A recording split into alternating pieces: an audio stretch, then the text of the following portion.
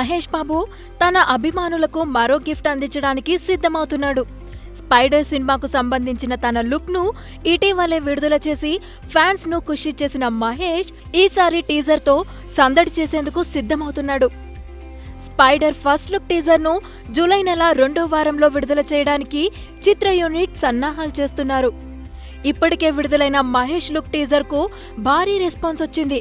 మరి ఈసారి రాబోయే స్పైడర్ టీజర్ ఎలా ఉండబోతోందోనని అభిమానులు ఎంతో ఆతృతగా ఎదురుచూస్తున్నారు. ప్రముఖ తమిళ దర్శకుడు ఏఆర్ మురుగదాస్ దర్శకత్వంలో తెరకెక్కుతున్న ఈ చిత్రాన్ని ఎన్వి ప్రసాద్ నిర్మిస్తున్నారు.